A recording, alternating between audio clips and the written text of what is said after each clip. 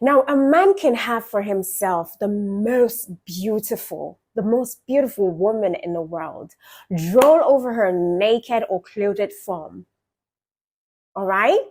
But once the sex is bad, that beauty automatically fades away, because one of the most beautiful thrills of having a juicy pie is not there.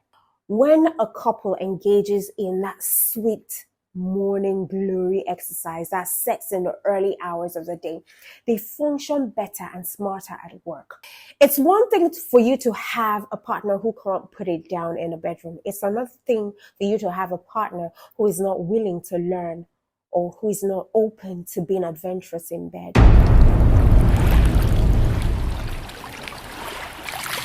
What actions would you take if you are a one-man kind of woman or a one-woman kind of man? You know that you don't like to look outside.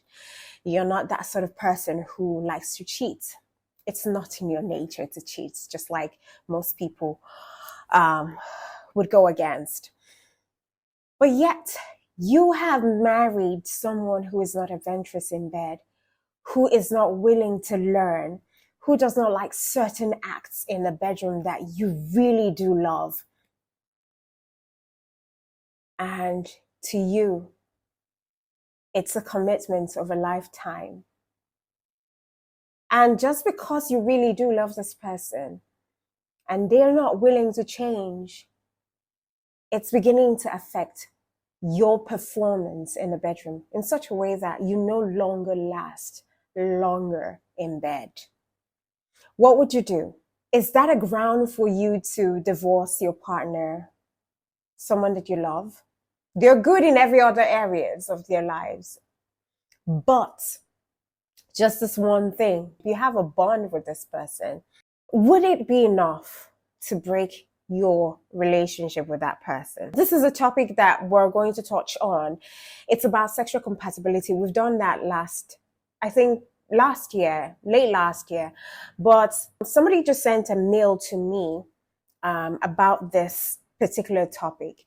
And I would read out the mail so that you could also make your comments and give advice at the end of the day.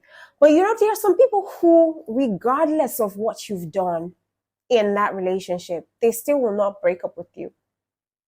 Take, for instance, Peter Obi. He was the 2023 presidential aspirant or candidate. Oil in Nigeria is being stolen by people in government. Nobody can steal oil. It's not as sweet. You can't go into grocery shop and steal something and put it in your pocket and go on your back. You can't steal oil like that. Or he lost out due to some electoral malpractices, which was quite glaring to all of us in Nigeria. The majority of Nigerians were soliciting, campaigning, hoping that Peter Obi was going to win. As a matter of fact, that was what was at the back of our minds, but it never happened. We had Tinubu come into power. Now, in one of his interview with one podcast, a popular podcast in Nigeria, I think is it Nedu's podcast? I can't remember. I'm sure I would find the video and put it out here. He made mention of the fact that it doesn't matter what his wife does to him, whether she cheats, he will not divorce her. He will not break up with her. He will not. Nothing she does will make him divorce her or break up with her. And I'm like, no matter what my wife do today, I can't submarine her and I can't separate with her. I can never, even if he likes, that she's going to shoot me. As long as I'm alive, she's my wife. Whatever she like, let her do. Because what is she going to do that will offend me? What? Maybe have an affair? It's her business. It's not to me. They will say two of us. They will say Peter Obi is a very good man who married a woman who is... That's it. Wow. Do we still have men like that? Because that man is just one out of 10 men who would absolutely say such a thing. I don't know what bond he has with his wife, but that should be a really strong bond. Maybe that's the man who doesn't want his children to come from a broken home. So he will take all the heat. It doesn't matter what type of heat is coming from marriage, he will take it, you know. And kudos to him. As long as it is not domestic violence, it's okay.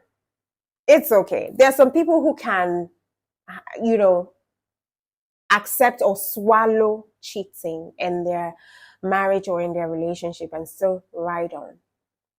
But to some of us, that could be a big deal breaker for us. You know, for me, I do know that cheating is a deal breaker because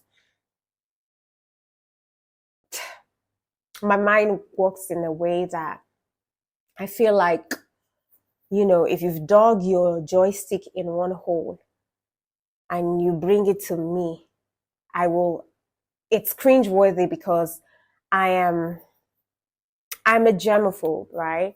Like I have phobia for germs, disease, and bacteria, anything that can make me fall sick. I have a phobia for it. I'm not saying that, you know, I don't get sick, and I'm not saying that something cannot happen in the future, but let it be something that you did not go outside to bring to the house, and you're giving it to me, who is trying to be safe on my own side as much as I can, you know. And once trust is broken, it can never be repaired for me. Before we dive into the mail, I just want to use this opportunity to say that in this year 2025, we're open to receiving mails from you regarding your relationship issues. If you have relationship issues that you need broader advice from people, then you can send an email to law_jane@yahoo.com, and I will check upon it and bring it out here for broader discussion. I would also give my 2 cents and also see what people will be eager to say in a comment section. All right. But then again, if you're not part of this community, what are you waiting for? Go on and subscribe. Hit the notification bell to get notified whenever I post a video.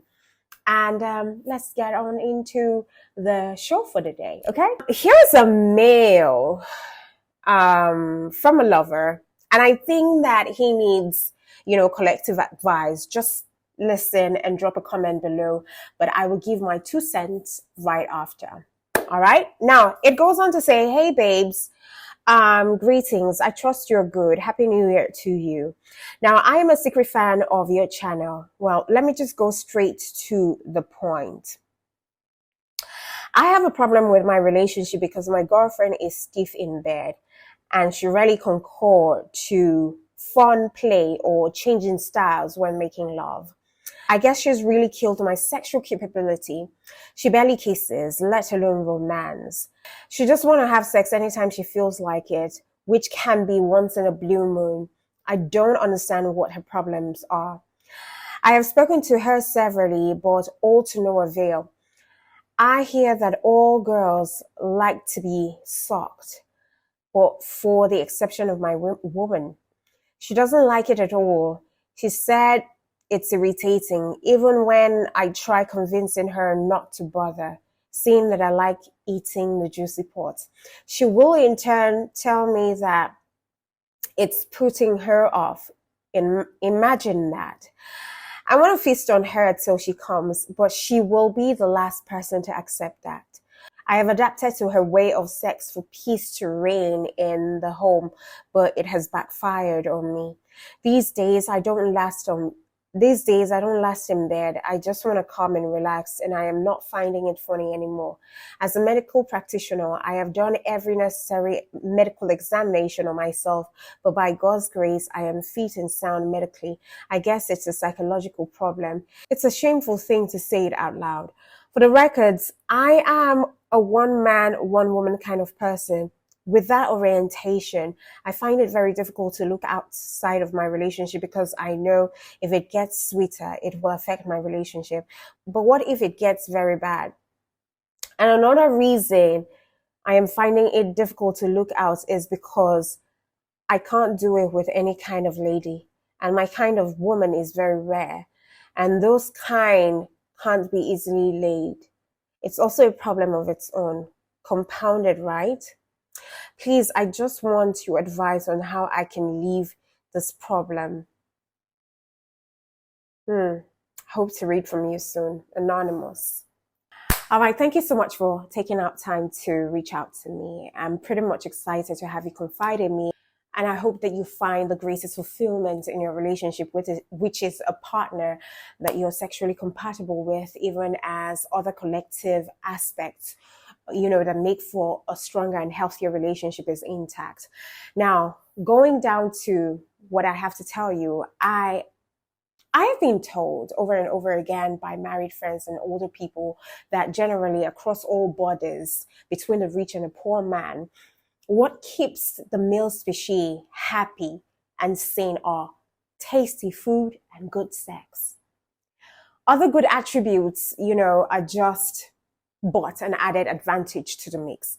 Now, a man can have for himself the most beautiful woman in the world, drool over her naked or clothed form.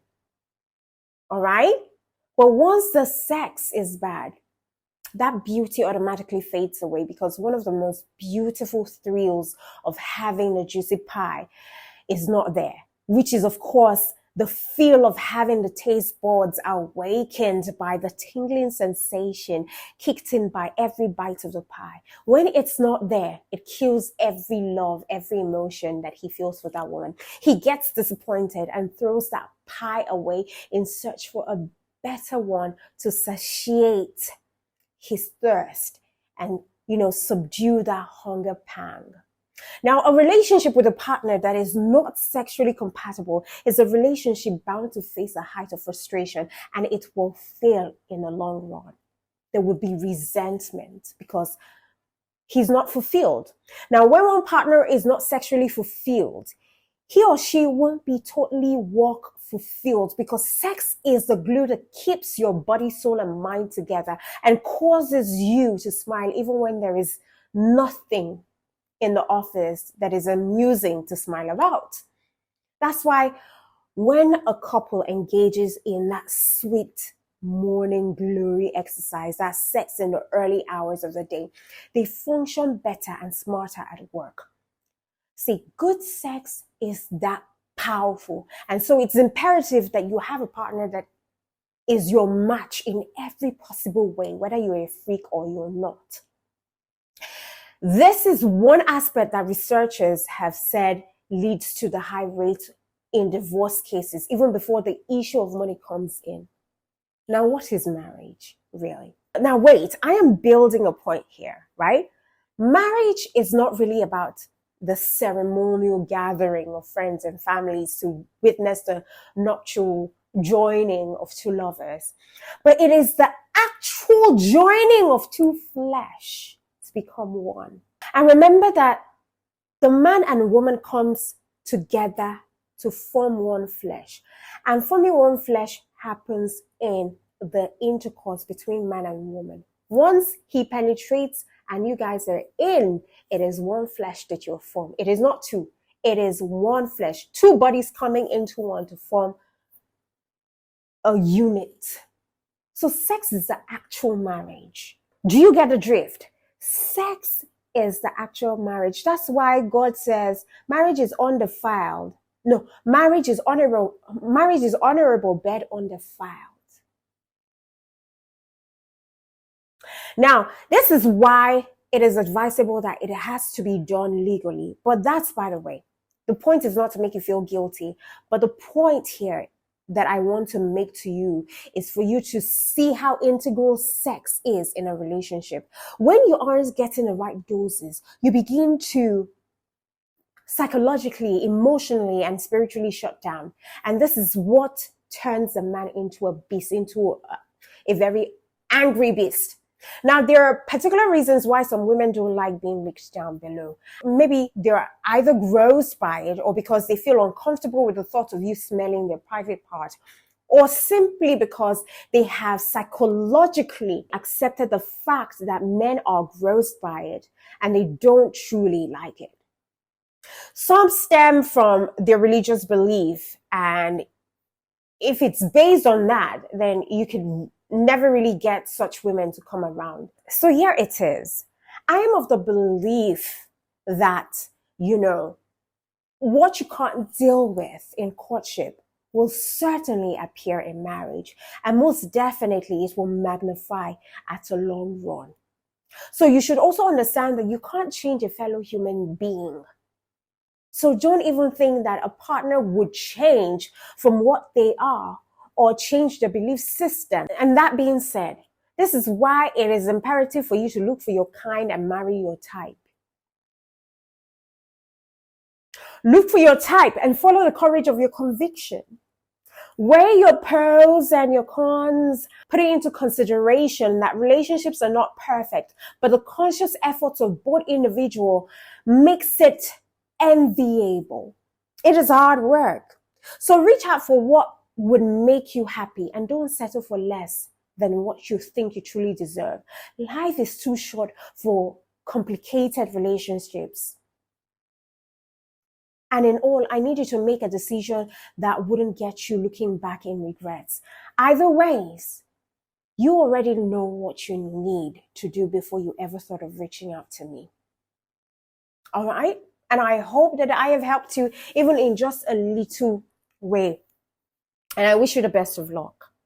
Now, to every other person out there who is micromanaging their relationship because they are scared that they cannot get better out there, listen, it's one thing for you to have a partner who can't put it down in a bedroom. It's another thing for you to have a partner who is not willing to learn or who is not open to being adventurous in bed.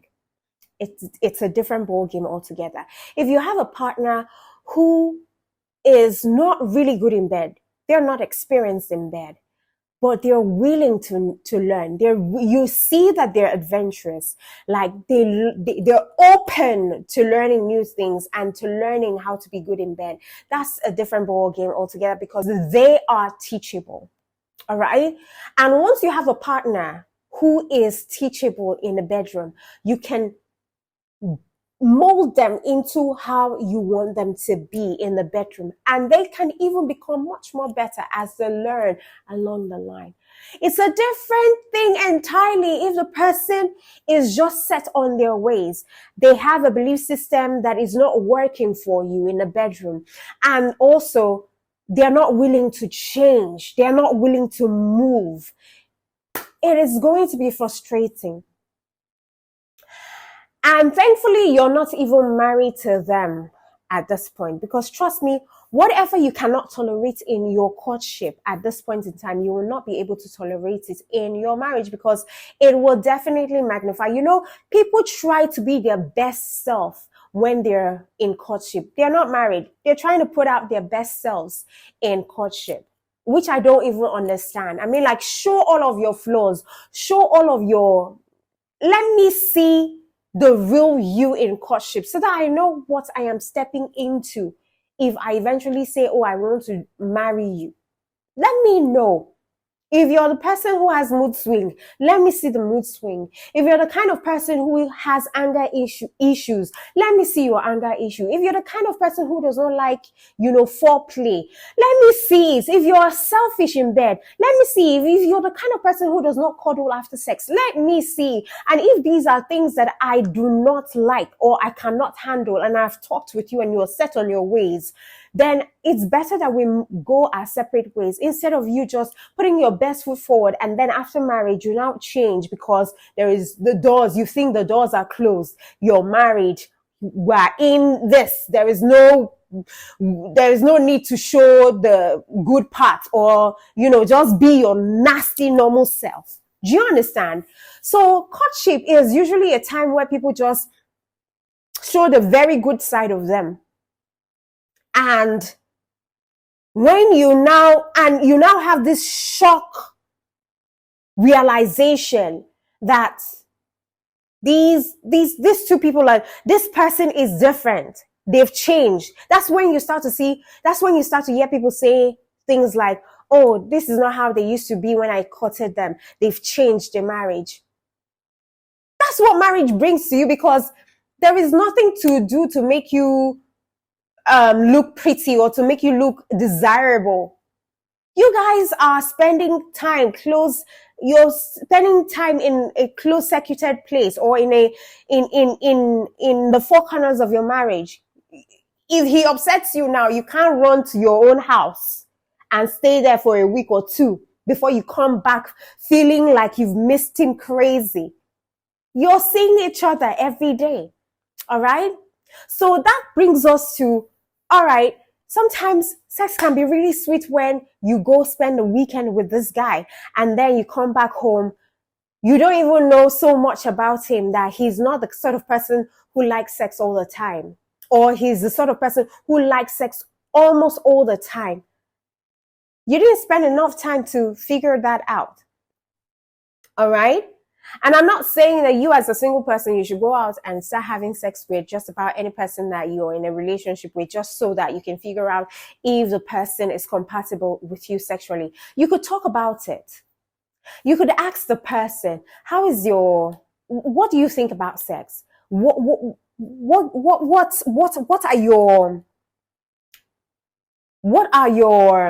do they call this thing? What are your kinks? All right. What are your fetishes? Talk about it. A lot of people have fetish. For me, I don't have, or I don't think I have come to a point where I have a fetish. Do you understand? Me, I'm just an adventurous person. If I love a person, I just explore the body. But there are people who have a particular kink. There are some people who they don't get excited until they have two partners in a bedroom. There are people who want open relationships. There are people who want open marriages. There are people who get excited when it's two partners, multiple partners in a room. That's when they get their kicks up. That's when they're pretty much excited. So you have to figure out, the type of person that you're with. And you also have to be open about what you're into, so that at the end of the day, you don't now get into marriage with this person and they're a different ball game altogether, or they're a different person entirely. Do you get? So find out if this person does not like to go down. Find out why. Understand if they are willing to change, or if it's a mental thing, or it's something they grew up thinking and they need some kind of orientation.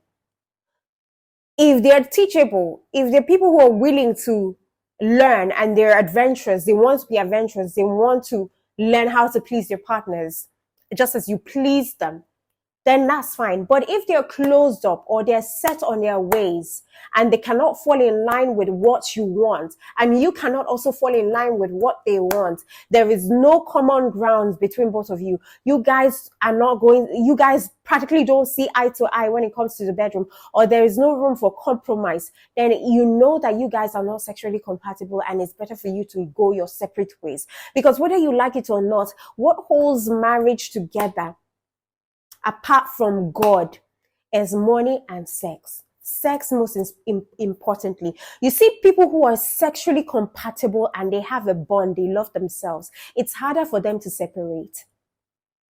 It's harder for a person who, the love is there. The love is there. And they have a bond. They are sexually compatible. These sets of people are pretty much hard.